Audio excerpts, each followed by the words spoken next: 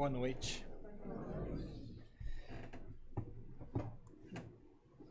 Vamos acertar aqui o nosso audiovisual.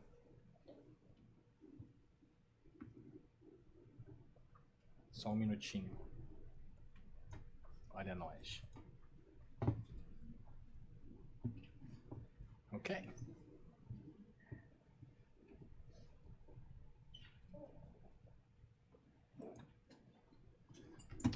Vamos tentar de novo? Boa noite. É um prazer enorme estar com vocês aqui.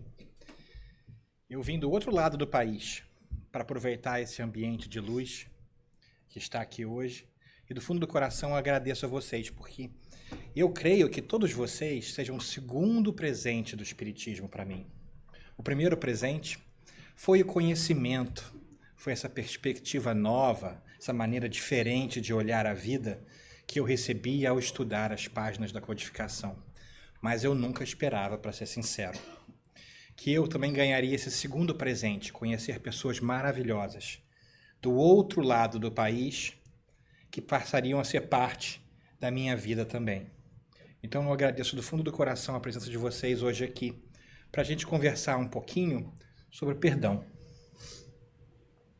Se você não precisa de perdoar ninguém, você não precisa ficar. Você pode sair. Mas eu acho que todos nós, de uma forma ou de outra, poderiam utilizar um pouquinho de perdão em sua vida.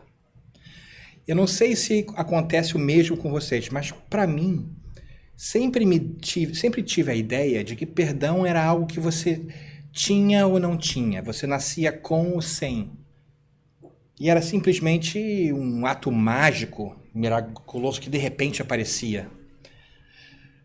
Isso sempre foi muito difícil para mim, porque eu queria perdoar. Eu queria aprender a ser melhor, mas eu não sabia como. Mas, felizmente, como eu falei, nós encontramos a doutrina espírita. E hoje, em particular, vamos falar de uma perguntinha do Livro dos Espíritos que eu acho nos dá uma receita de perdão. Mas antes que nós começemos a conversar um pouquinho a respeito do perdão, que é um passo necessário para o amor, eu creio, eu gostaria de contar para vocês uma história que ilustra um pouco a nossa ideia. Vocês se lembram onde vocês estavam no dia 12 de fevereiro de 1993? Possivelmente não. Mas Mary Johnson, uma mãe na cidade de Minneapolis, nunca vai se esquecer. Ela acordou de noite com uma ligação da polícia, avisando-lhe que seu filho, Laramiun, de 20 anos de idade, tinha sido assassinado após uma festa. Tomou 3 tiros no peito e faleceu naquele momento. E para qualquer mãe, para qualquer pai, para qualquer familiar, a gente pode entender a dor que a simples menção a isso pode trazer à nossa alma. Então nós encontramos Mary Johnson dolorida, esperando 2 anos para o julgamento do jovem de 16 anos chamado Oshia Israel, que tinha assassinado seu filho. Cheia de dor e raiva, ela esperava para poder dizer para ele quanto ele a tinha machucado. E foi então, durante a leitura da sentença, que ela quis lhe dizer o quanto ele tinha roubado de sua vida. E ela começou por falar que ele merecia realmente sofrer. Porque se fosse o filho dela que tivesse feito o assassinato, ele também mereceria pagar o preço dessa dor incrível. No entanto, ela mesma se surpreendeu quando, após o começo de sua palestra rápida, ela disse da boca para fora que o perdoava, porque ele tinha 16 anos de idade. E ela não acreditou que ela falou isso naquele dia, ela conta mais tarde. Inclusive, ela fala que foi depois daquele dia que ela realmente entrou em luto, que ela conseguiu começar a sentir a dor da perda do que ela tinha mais precioso. Então, todos os dias, a partir de 1995, após o julgamento, ela começou a procurar entender como ela poderia perdoar. Ela ia à igreja, acreditava em Deus e achava que ela tinha o dever de perdoar, mas não sabia como. 9 anos depois, em 2004, o pastor da sua igreja chegou a ela e perguntou se ela não gostaria de começar a dar um curso na igreja sobre perdão. E ela não sabia como ela poderia fazer isso, porque mesmo 9 anos mais tarde, ela ainda se sentia dolorida, mas boa trabalhadora que era, ela então assumiu essa nova empreitada e se dedicou a isso. E durante esse curso de perdão, ela decidiu que ela queria reencontrar o assassino de seu filho, que agora não tinha mais de 16 anos de idade, mas de 25, para perguntar e saber, e realmente tentar perdoá-lo. Ela conseguiu uma audiência com ele na cadeia. E durante essa conversa, ela percebeu que ele era um menino, como seu filho. E naquele momento, o abraçou e o perdoou de verdade. Ela quase caindo, Israel, o assassino, a segurou e depois conta que naquele momento algo também mudou dentro dele. Mas foi muito interessante, porque depois disso, Mary fala para nós que ela sentiu como se um peso saísse de sua alma. E começou a entender melhor o poder do perdão, deixando para trás aquele sofrimento que vinha com ela há mais de 10 anos. Mas não para por aí a história. Porque 5 anos mais tarde, adivinha quem está na porta para receber Oshea saindo da prisão? É Mary, que não só o recebe ao conseguir sair da prisão, mas também ajuda-o a restabelecer a sua vida em Minneapolis, onde moram no mesmo bairro, no mesmo bloco, e se encontram todos os dias. Inclusive, criaram até uma organização que ajuda a falar de perdão, onde os dois, muitas vezes, palestram junto contando como foi a sua vida e como foi que Mary, perdendo um filho, a sua perseverança da fé, do trabalho árduo, íntimo e do tempo, conseguiu ganhar um outro filho, com quem ela diz, sem palavras, sem medir palavras, que espera que também se case e lhe dê netos, que também vá à faculdade como ela queria que seu outro filho fosse e que viva uma vida contente. É uma história, para mim, avassaladora. Porque quando eu vi pela primeira vez, eu pensei, como pode essa mulher perdoar uma pessoa que matou o seu próprio filho? Como isso se dá? Como isso acontece? Me senti pequeno, porque achava que eu nunca conseguiria chegar a esse ponto. Talvez não consiga. Mas eu procurei entender. E parado um pouco, meditando, fiquei pedindo auxílio para saber como eu poderia desenvolver o meu perdão. E olha que, magicamente, vamos ver se a gente consegue aqui na nossa... Encontrei a resposta no Livro dos Espíritos. Mas para isso, então, a nossa proposta de hoje é simples. Nós vamos investigar ferramentas práticas que podem nos ajudar a chegar ao perdão e ao amor, que vai sair, como você já pode ter visto, do Livro dos Espíritos da Codificação. Pretendemos também conversar sobre o que fazer para chegar lá, não só onde ler, mas o que nós poderemos fazer. Porque eu acho que o Espiritismo nos dá uma perspectiva muito prática para a vida. Às vezes a gente se esquece. Então nós vamos encontrar no Livro dos Espíritos esse caminho da roça, digamos assim. E esperamos também entender que existe um componente físico, espiritual do perdão para aqueles que estão mais interessados, os estudantes das energias espirituais. E claro, finalmente também vamos entender que amor, perdão e gratidão estão ao nosso alcance. Eu gostaria muito que nós saíssemos daqui hoje sabendo que é possível exercitar o músculo do coração que nos ensina a perdoar e amar. De que não é simplesmente um dom que nos é dado ao nascer e que levamos conosco até o nosso sepultamento. nós podemos trabalhar, expandir, crescer o amor que nós sentimos no nosso coração através da prática do bem. Então, há esperança para todos nós que se sentem angustiados, doloridos e muitas vezes até raivosos com as injustiças da vida. Há uma esperança e nós podemos, através do nosso próprio trabalho, chegar lá. E se vocês não dormirem durante os próximos 35 minutos, quem sabe a gente chega perto. Né? Preparados? Tá bom, vamos lá. Vou tentar não me empolgar e não falar muito. Minha esposa fala que isso é quase impossível, mas vamos ter fé em Deus. Vamos lá. Muito bem. Essa perguntinha, muito conhecida de todos nós, veio a iluminar a minha percepção do que é o amor.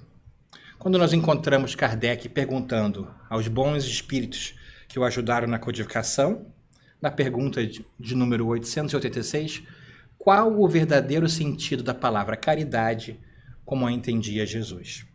Ou seja, como nós podemos pôr o amor em prática? E eles nos dão uma resposta muito famosa, inclusive alguns espíritos até a chamam de BIP, né? Para você poder lembrar a ordem das coisas. Benevolência para com todos, indulgência para as imperfeições dos outros e perdão das ofensas. E por que eu trago essa pergunta? O BIP é de benevolência, indulgência e perdão. Mas por que eu trago isso? Porque eu acho fascinante que os bons espíritos decidiram nos dar uma pérola de sabedoria como essa de maneira tão intencional. Porque veja bem, por que eles não começaram com perdão ao invés de benevolência? Ou com indulgência ao invés de perdão? Porque para mim, na minha opinião, eles sugerem uma ordem de como proceder para chegar ao amor verdadeiro, que é a caridade. Creio, então, que a benevolência é o primeiro passo para o amor. A indulgência, o segundo, e o perdão, o terceiro. Ou seja, se nós queremos aprender a perdoar, é necessário que treinemos em nossos corações a benevolência e a indulgência antes de chegar lá, senão não conseguiremos lograr êxito. Então, a nossa tese de hoje é examinando como esses três passos, benevolência, indulgência e perdão, nos dão, na verdade, um caminho prático para aprender a alargar o nosso coração o suficiente para perdoar o próximo, a nós mesmos e deixar para trás o rancor e a dor que muitas vezes nos atrelam a alma. Faz sentido até aqui? Então vamos lá. O caminho muitas vezes é complicado e é longo. No entanto, se a gente for devagarzinho, eu creio que nós tenhamos a possibilidade de chegar lá. E se eu estiver falando muito rápido, vocês avisem, porque de vez em quando eu tagarelo e o tempo é relativo, não sei se vocês sabem. Quando você está falando aqui, o tempo passa muito mais devagar do que quando você está ouvindo. Então você fica preocupado que com a sua pausa de 1 segundo, né, para quem está aí, parece que tem 33 segundos para cá. Então você acha que está falando bem devagar, mas na verdade você está quase fazendo uma narração de corrida de cavalo para quem está ouvindo. Né? Então avisem. Né? Vamos lá, vamos começar então pela benevolência, que é o lugar onde a gente começa. Benevolência. Ora, da onde vem a palavra benevolência? Sempre bom a gente definir os nossos termos, não é verdade? Para a gente poder ter certeza de que a gente não está confundindo as coisas. Vem do latim benevolentia, boa vontade, bondade, de bene, bem, e volere, desejar. Ou seja, benevolência é querer bem. Então, o primeiro passo do perdão é querer bem, é querer perdoar. Quer dizer que você precisa conviver com a pessoa? Não. Quer dizer que você só quer querer começar. E como é que a gente pode, então, ver isso na prática? Olha só, se nós formos olhar no Evangelho de Jesus, de Lucas, no Evangelho de Lucas, nós vamos achar aquela parte famosa que fala, quando Jesus nos diz, se você amar só quem vos ama, que mérito há nisso? Pois também os pecadores amam aos que os amam. E se fizerdes bem ao que vos fazem bem, que mérito há nisso? E por aí vai. Ou seja, que mérito há em querer bem só para aqueles que nos querem bem? É obrigação. O grande desafio é querer bem para quem não nos quer bem. E claro, eu tive que trazer Jesus aqui para vocês entenderem que não sou eu falando. A barra está um pouquinho mais alta. Certo? Então, o querer bem é o começo do perdão. Por que a gente fala isso? Ora, porque... Vamos lá, botão. O antivírus apareceu aqui e estragou as coisas. Espera aí. Vamos ver. Então, a nossa ferramenta para a benevolência é a oração. É querer bem, é desejar bem ao próximo.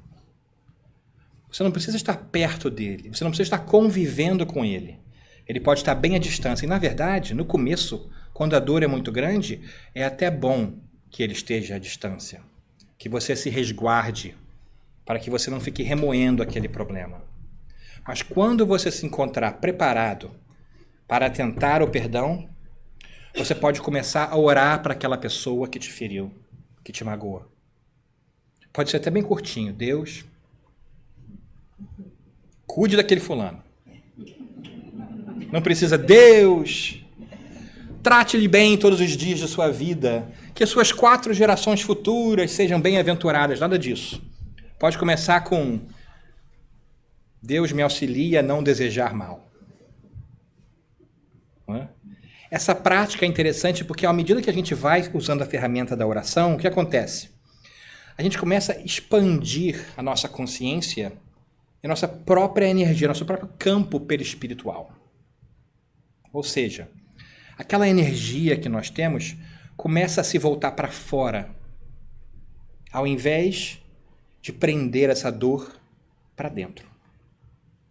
Então, o começo é querer bem. E convenhamos que é um passo que é possível ser dado. Nós não precisamos esquecer do que aconteceu, não precisamos de nada, só querer bem.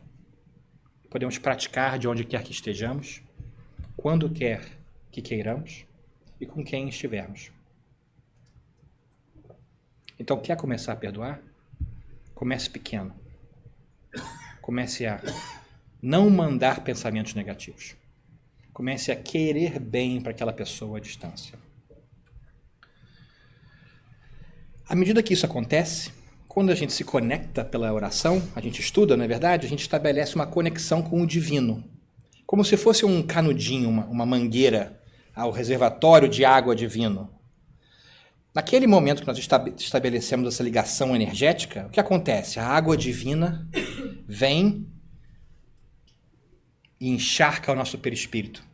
E começa a dissipar aqueles fluidos rancorosos que a gente vai guardando dentro da gente, da dor. Porque a verdade é que, na verdade, é que muitas vezes as pessoas nos machucam, mas nós carregamos essa dor dentro de nós. Nós insistimos em ficar presos na dor do passado. Então, essa oração, essa meditação, essa conexão com o mais divino nos auxilia a começar a tirar essas energias viscosas que nos prendem à dor. Vai sanar de um dia para o outro? Não. Mas é prática. Prática requer constância. Então, comece com a benevolência, ou seja, comece com querer bem. Eu acho que nós podemos entender, e creio que quase podemos combinar, que todos nós podemos querer bem ao próximo. Até se ele estiver à distância. E até sadio que esteja muitas vezes, não é verdade? E depois da benevolência? O que nós vamos fazer no nosso caminho? Vocês já sabem, não é notícia. Depois da benevolência do nosso BIP, vem a indulgência, não é verdade? E a indulgência? Ora, a indulgência vem do latim indulgens, ou seja, complacência, remissão, do verbo indulgere, ser bondoso, ceder, ou seja, ter tolerância e bondade. E que exemplo evangélico talvez nós possamos trazer aqui também? Trazemos aqui algo do Evangelho de João, está bem pequenininho, não sei se vocês conseguem ler, vou ler um trechinho só. Aquele dentro de vós que está sem pecado, seja o primeiro que lhe atire uma pedra. Lembra dessa? E, tornando a inclinar-se, escrevia na terra. Quando ouviram isto, foram saindo um a um as testemunhas que estavam ali para apedrejar a mulher adúltera.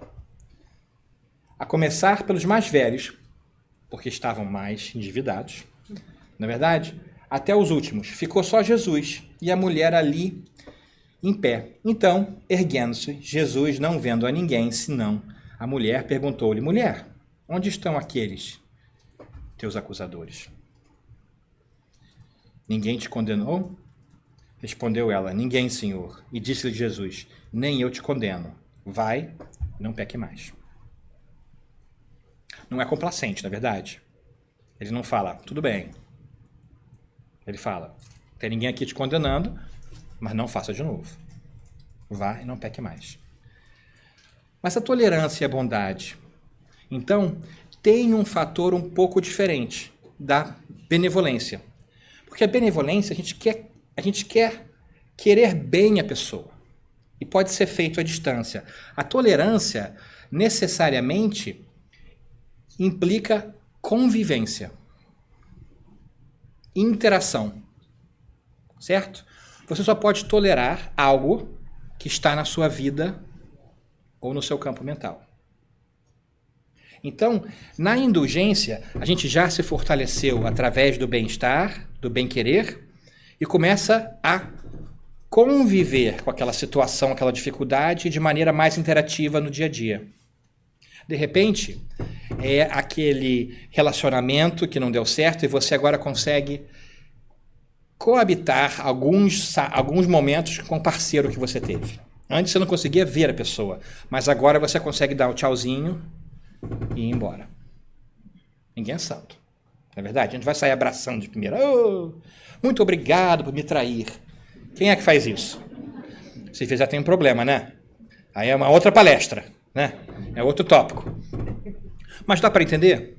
Então, se a benevolência pode ser feita à distância, a indulgência ela é mais próxima. Ela já requer convivência. E a ferramenta é o eu como medida moral. Ou seja, você passa a ser a medida de quanto você consegue tolerar e interagir com aquela pessoa. Para preservar o seu eu. Se você não está bem de saúde mental e conviver com aquela pessoa vai te deixar pior ainda, então retire-se daquela situação. Mas se você consegue ir e voltar um pouquinho, que maravilha. Você já está fortalecido na prática da indulgência. Faz sentido? E essa prática, então, é testar aquela expansão que nós obtivemos da primeira vez. Se através da benevolência e da oração a gente conseguiu expandir para fora de nós e pensar no próximo, agora a gente vai testar para ver se a gente consegue interagir e não se retrair muito. A gente se expande, o amor, convive, dá aquela recalcitrada de vez em quando, que é normal, né? Porque a gente não é santo assim de primeira, né? Então você vai testando essa expansão, você consegue expandir o seu pensamento, você consegue conviver. Se voltar muito, você dá uns passos para trás, até que você esteja bem e vá adiante. E nessa convivência, existe também o aspecto físico. À medida que você está tentando praticar a sua expansão, a gente está prevenindo que aqueles fluidos, aquelas energias... Porque fluido no espiritismo é uma palavra complicada, né? Na verdade, não é o fluido que a gente conhece de fluido de água, é fluido. É outra palavra para energias sutis, né? Essas energias que a gente fica criando dentro de nós, quando a gente está com raiva, né? Elas se acumulam e muitas vezes dá problema físico. A gente já sabe disso hoje em dia, né? Chama psicossomatização do problema. A gente tem úlcera quando a gente está muito ansioso, né? A gente tem dor de cabeça. Tudo isso são nossas energias que ficam assim na gente concentradas e acaba afetando o corpo físico. Então, ao fazer a benevolência e ao praticar a indulgência, a gente está começando a prevenir que essas energias fiquem presas em nós mesmos, porque a gente agora está direcionando elas para o lado de fora. Então, à medida que a gente vai sendo mais indulgente e mais tolerante, a gente para de acumular mais energias nocivas que a gente fica remoendo quando a gente fica pensando na coisa. Há um caráter físico também, né? A gente falou da energia que o Espiritismo nos ensina. Fica aí, então, uma consideração para aqueles que gostam dessas coisas, desse lado físico do Espiritismo, não é verdade? Então, a indulgência permite que a gente tome o segundo passo, que é a interação e a convivência mais frequente. Não quer dizer que seja o tempo todo, né, gente? À medida que você consiga e não te desequilibre. E é importante conhecer o eu nesse momento. É importante saber o que te desequilibra e o que não te desequilibra. Porque não é para se mostrar, não, né? Não é para fingir que está tudo bem. Porque isso vai acabar piorando o seu próprio sentimento, as suas próprias energias interiores. Então, o segundo passo seria a indulgência. Vocês sabem qual é o terceiro. O perdão. Não é verdade? Se a gente já praticou a benevolência, se a gente praticou a indulgência, já estamos preparados para tentar o perdão. Como a gente faz isso? Vamos pegar mais uma definição aqui para a gente. Perdão vem de perdonare, né? Isso é difícil. Esse é o momento difícil. Vamos ser sinceros. Esse passo é complicado para mim. Per total, completo, e donare de doar, de dar. Ou seja, dar completamente. Não quer dizer dar de si, necessariamente, mas dar completamente. O que for que você esteja dando, dê completamente. Como a gente pode chegar lá? Tem mais uma passagenzinha evangélica que a gente pode praticar depois, mas a ferramenta é o esquecimento do eu. É começar a pensar não só no que me doeu, mas deixar de lado. Não quer dizer que a gente vai se esquecer. Porque você não vai esquecer daquela dor. Esquecimento é algo físico. Né? Nós estamos simplesmente querendo deixar de lado. Faz sentido? Meio complicado de vez em quando, né? Então, esse esquecimento é o esquecimento simbólico. É de parar de pensar no que me doeu para ir à frente. Começar a dar completamente, deixar para trás. O que mais nós podemos fazer? A prática é crescer além de nós mesmos, ou seja, parar de pensar só naquilo que nos doeu e ver se conseguimos pensar em algo maior. Se eu fosse desenhar um diagrama aqui, eu faria assim, um círculo no meio que somos nós, uma rodinha ao redor que é a nossa percepção das coisas e um quadrado maior que seria o mundo, certo? A situação que a gente sofreu. Nesse momento, a nossa percepção ela está aumentando além da situação.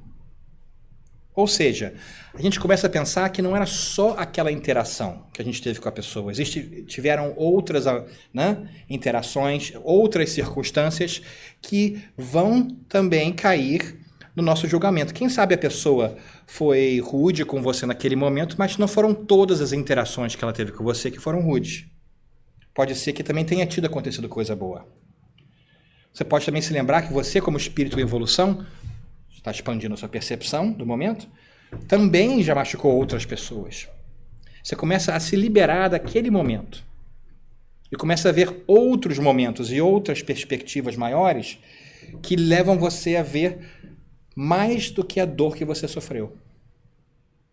Quando você consegue fazer esse zoom assim para fora, essa perspectiva maior, a dor começa a ficar menor, porque você está mais longe dela. Então, nesse momento, é que o perdão começa realmente a acontecer. Qual é o final aí? Ora, nesse momento, quando a gente consegue entender que, de repente, aquele momento de dor não tenha sido pessoal, não tenha sido direcionado a nós, mas nos machucou, ou talvez que simplesmente a gente possa deixar para trás, a gente começa a liberar os fluidos que a gente vinha guardando, o rancor que a gente vinha guardando, a raiva que a gente vinha guardando, né? E solta. Como naquele momento onde Mary abraçou o menino na cadeia e deixou, como se fosse tirando assim uma mochila, os pensamentos para trás, para ir adiante. E ela se sentiu mais leve. Porque não teria como alterar o que aconteceu.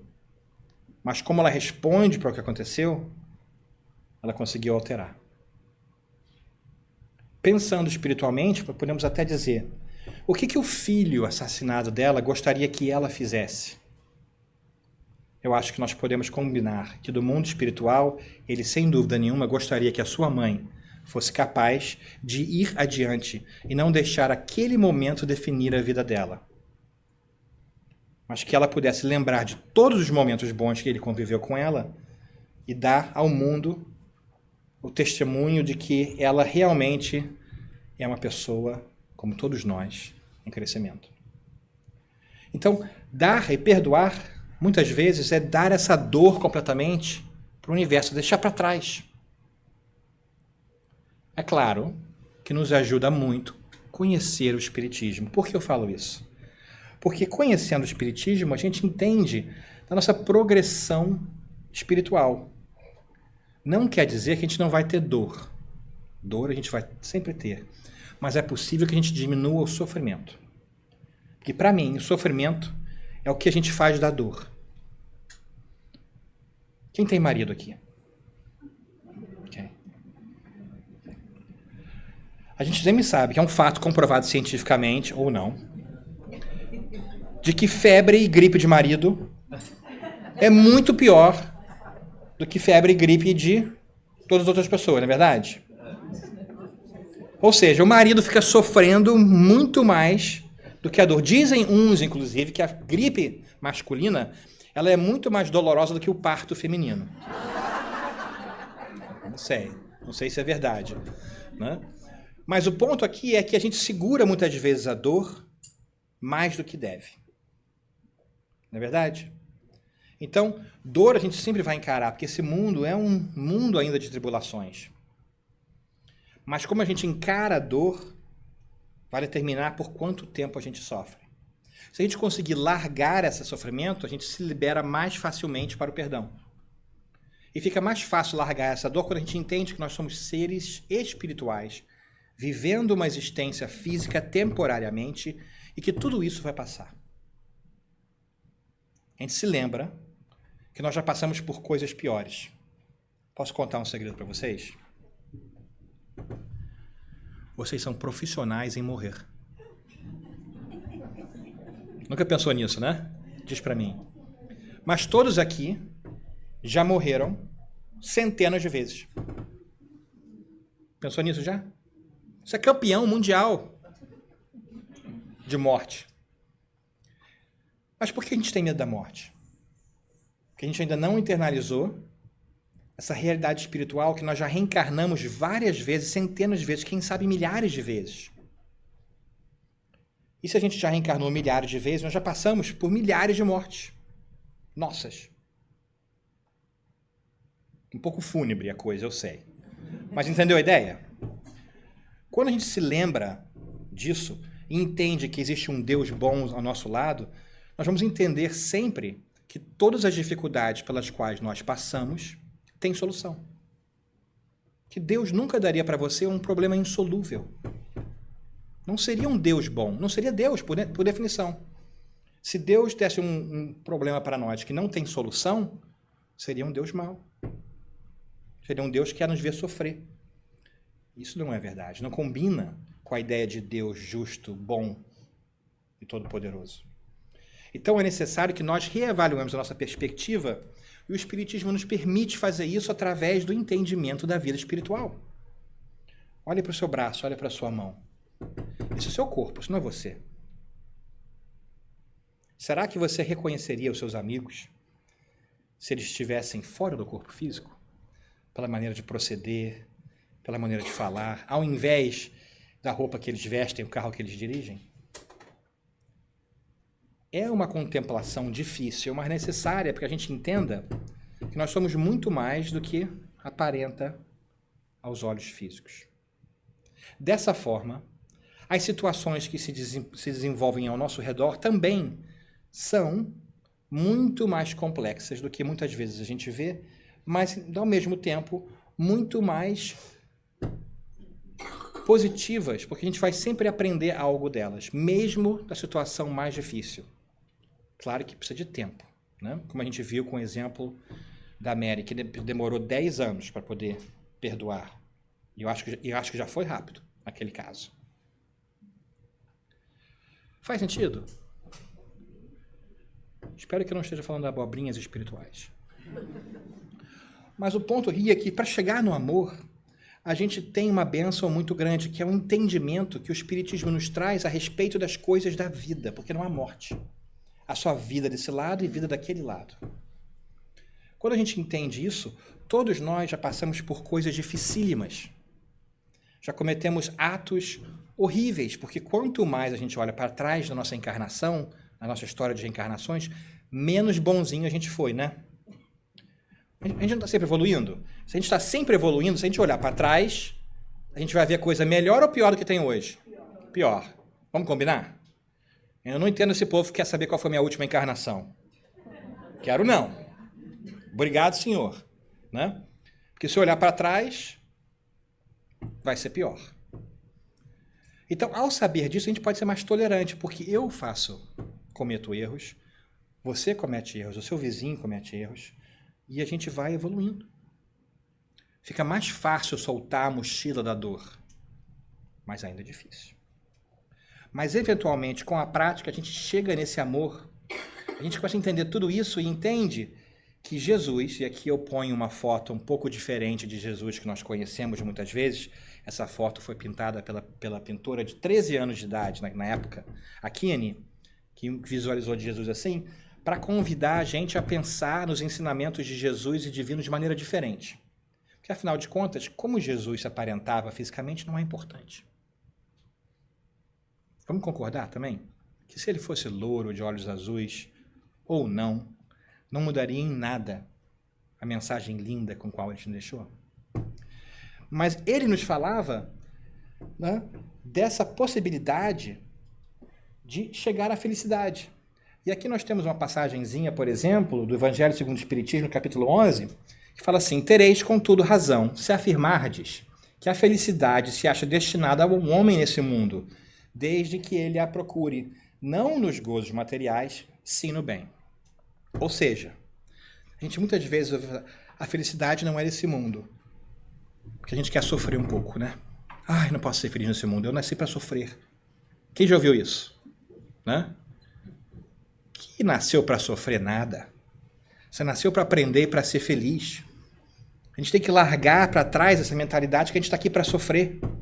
A gente não veio sofrer, a gente veio aprender. A felicidade não é desse mundo, mas ela também está nesse mundo.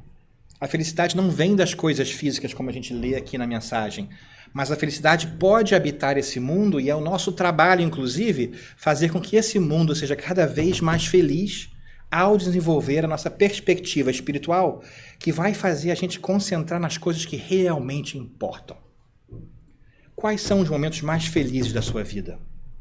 Eu acho que, invariavelmente, se cada um pensar, vai envolver outra pessoa. Vai haver um ato com uma outra pessoa.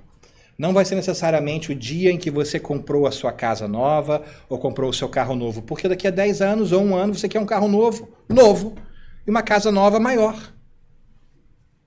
Essas coisas do mundo físico, elas são como água salgada do mar.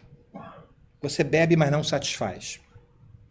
Mas aquela água viva que Jesus nos fala, essa mata a nossa sede, porque quando a gente aprende a estar bem conosco mesmo, a perdoar, a estar bem com o próximo, a gente não tem necessidade de mais nada. Bonito isso. Muito lindo isso. Então a felicidade não é desse mundo, mas é nosso trabalho trazê-la para esse mundo. E nós não podemos ser felizes se a gente ainda estiver carregando conosco o rancor da dor de um ato praticado contra nós. Então a mudança para chegar no amor, que é aquele ato último do perdão, é parar de olhar para trás e olhar para frente. Porque enquanto a gente está dolorido com um ato que alguém nos fez, é como se a gente estivesse dirigindo um carro só olhando no espelho retrovisor. Não vai dar certo. A gente não pensa nisso. Mas se a gente acha que aquele ato foi tão ruim para nós, por que a gente insiste em manter ele no nosso coração? Se a gente detesta aquela pessoa, por que a gente insiste em dar para aquela pessoa, para aquela lembrança, o poder de ainda nos acorrentar a um momento de qual nós não gostamos? Não faz sentido, racionalmente, nós ficarmos presos nas dores do passado. Faz? A gente não percebe isso de vez em quando, porque a gente está tão preso, tão próximo à dor, que a gente não tem a possibilidade de dar um passo para trás. Mas se a gente quer ir adiante, a gente tem que deixar para trás as dores. Não quer dizer que a gente não resolva e não processe. E a gente não possa sentir dor. Podemos sim. Negar a existência da dor e nossos sentimentos também não ajuda, porque estoura lá na frente. Então é importante passar por esse processo de benevolência, indulgência e perdão para realmente chegar à felicidade.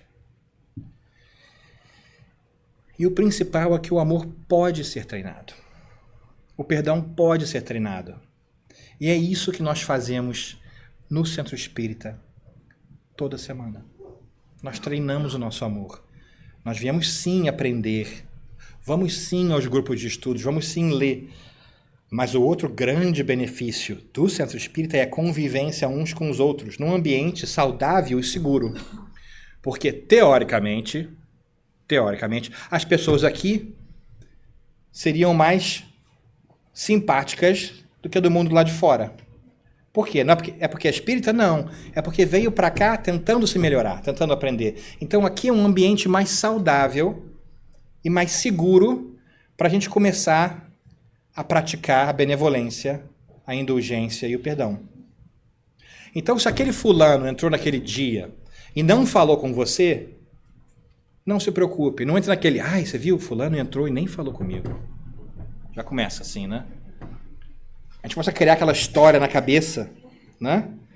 Será que ele não gosta mais de mim? Ela não gosta mais de mim? Será que eu fiz alguma coisa? A gente vai criando aquela história na cabeça e não percebe que fulano naquele dia não viu você entrar, porque precisa de óculos, ou porque estava tão preocupado com uma outra coisa, lá no seu mundo pessoal, que não prestou atenção. Mas a gente está tão preso a nós mesmos, que muitas vezes a gente tem dificuldade de entender que essa expansão é necessária. Isso é a beleza da coisa toda, né? Porque, afinal de contas, quando a gente vai adiante e entende o caminho todo, fica mais fácil também a gente entender que os problemas de hoje têm solução. Então, se você está dolorido hoje, está com dificuldade de perdoar, sofreu um ato injusto talvez, saiba que é possível navegar tudo isso. E que você vai se sentir melhor um dia. Porque existe um caminho já pré-descrito para nós, para aqueles que são muito mais sábios do que nós, ou pelo menos do que eu, que a gente acha na pergunta do Livro dos Espíritos. Benevolência primeiro, ou seja, querer bem, mesmo que à distância. É o exercício do começar.